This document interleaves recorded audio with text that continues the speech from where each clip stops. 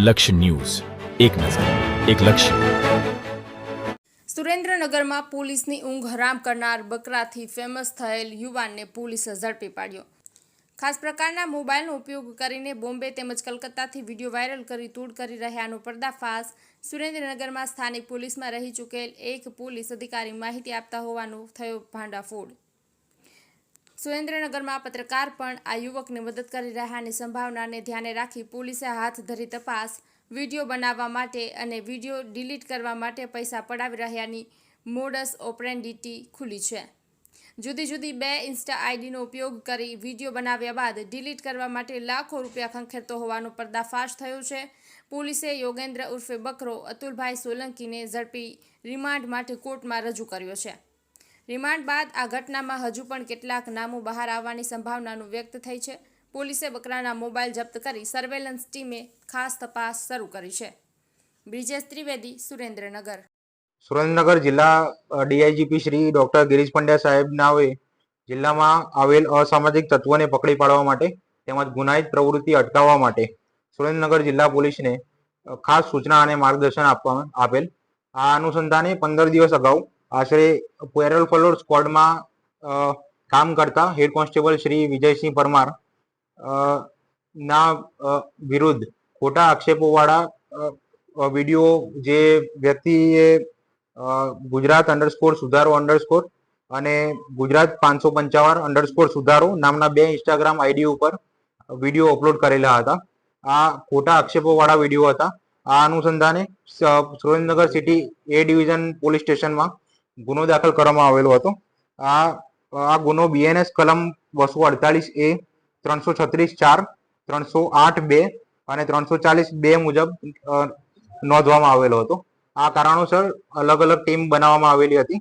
તેથી SOG, LCB અને parole follow સ્ક્વોડે આ જે ઈસમ છે યોગેન્દ્ર ઉર્ફે બકરો અતુલભાઈ સોલંકીને પકડી પાડેલો હતો.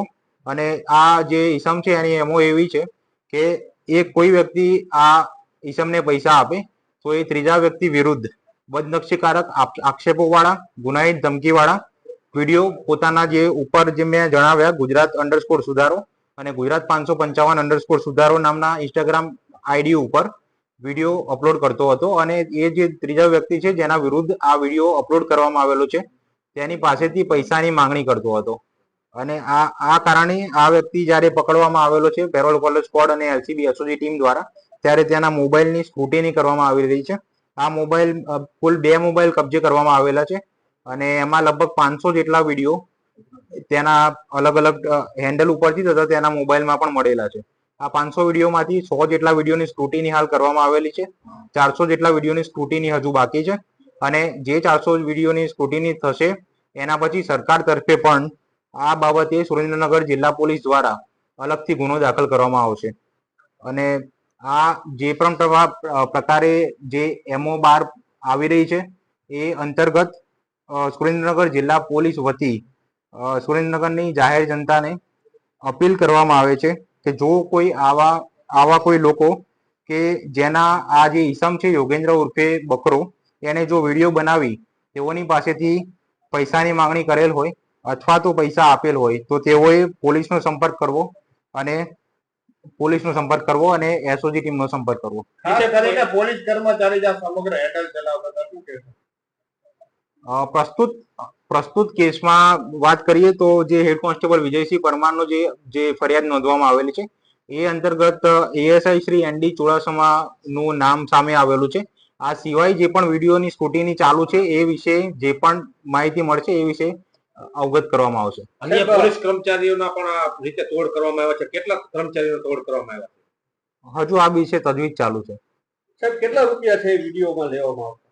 આ પ્રસ્તુત કેસની વિગત આપણે ચર્ચા કરીએ તો હેડ કોન્સ્ટેબલ વિજયસિંહ પરમાર પાસેથી એમના વિરુદ્ધ જે ખોટા આક્ષેપો વાળો વિડીયો અપલોડ કરવામાં આવ્યો હતો તેમની પાસે 2 લાખ રૂપિયાની માંગણી કરવામાં આવેલી હતી. અને આવા લગભગ 500 જેટલા વિડીયો છે. તો આ વિશે સ્ક્રુટિની ચાલુ છે. સાહેબ, ખાલી પોલીસને ટાર્ગેટ કર્યા છે કે અન્ય લોકોને પણ આમાં ટાર્ગેટ? નહીં, આમાં કેવું છે કે જે પોલીસ અધિકારી છે, કર્મચારી છે, સરકારી કર્મચારીઓ છે, રાજનેતાઓ છે, સામાજિક આગેવાનો છે, બિલ્ડરો છે અને બીજા મહિલા આગેવાનો છે એ બધાને પણ ટાર્ગેટ કરવામાં આવે છે.